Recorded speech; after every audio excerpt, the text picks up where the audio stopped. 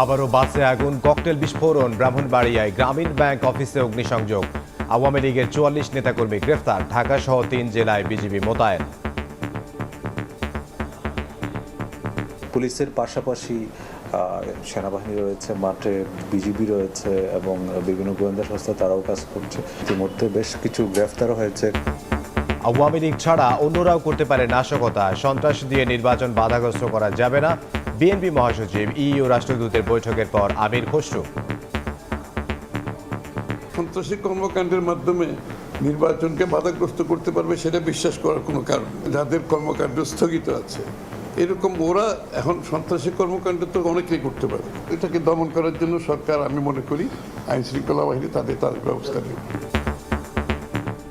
জুলাই হত্যাযজ্ঞের মামলায় শেখ হাসিনা কামালের সর্বোচ্চ শাস্তি চায় প্রসিকিউশন। ২ মাসের মধ্যে শাপলা চত্বর হত্যার তদন্ত প্রতিবেদন দাখিলের নির্দেশ।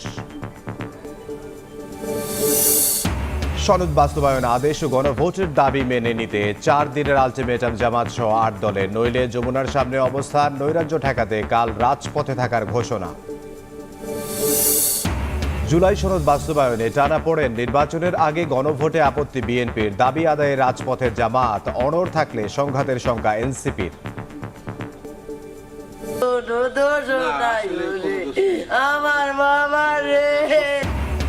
থামছে না সাগর পথে ইতালি যাত্রা। মাদারীপুরের 2 যুবকের মৃত্যুর খবরে পরিবারের শোকের মাতম। দালালের শাস্তি দাবি স্বজনদের, আইনি ব্যবস্থা নেবে পুলিশ।